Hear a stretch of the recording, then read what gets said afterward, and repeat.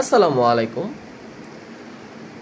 মধ্যরাতে হঠাৎ ফেসবুকে স্ক্রল করতে করতে ট্রাফিক জ্যামের কিছু ভিডিও দেখতেছিলাম, মোটো ব্লগ দেখতেছিলাম যে তারা কিভাবে জ্যামের মধ্যে পড়ে যাচ্ছিল এবং কিভাবে যানজট থেকে বের হয়ে তারা গাড়ি নিয়ে টান দিতেছিল। তো এগুলি দেখতেছিলাম হাবিজাবি।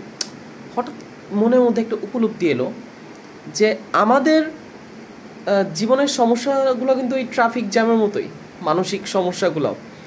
যে সেটা কীরকম, সেটা হচ্ছে যে দেখবেন যে ট্রাফিক জ্যাম যখন লাগে, যে একটা রাস্তার মধ্যে অনেকগুলো গাড়ি ছড়ানো ছিটানো যখন থাকে, তখন দেখা যায় যে সবাই চিল্লাচিল্লি করে, একজন লোক আসে, সে এসে দেখা যায় যে ওই ধরেন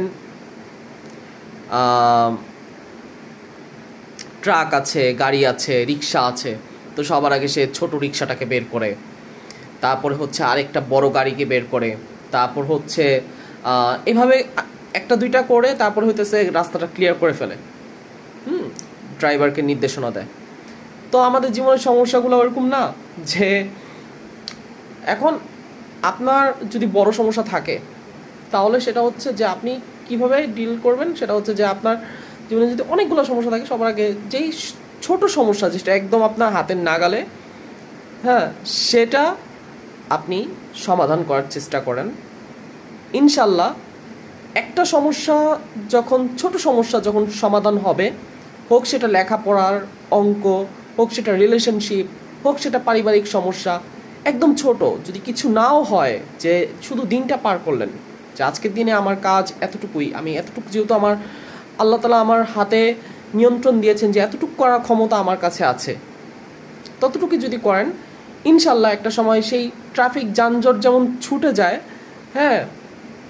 ঠিক সেভাবে আপনার জীবনের অনেক সমস্যাগুলো যেগুলো আপনাকে মানসিক কষ্ট দিচ্ছে, সব কিছু সময়ের ব্যবধান। হয়তো সেই জ্যামটা 10 মিনিটে বা আধা ঘন্টায় ছুটতেছে বা 1 ঘন্টায় ছুটতেছে, আপনারটা হয়তো 1 মাস বা 6 মাস বা 7 দিন, সব আল্লাহর ইচ্ছা। আল্লাহ যতটুকু সময় নেয় সেই সমাধানটা করার জন্য। তো মনে রাখবেন, নিশ্চয়ই আল্লাহ তাআলা ধৈর্যশীল ব্যক্তিদের পছন্দ করেন।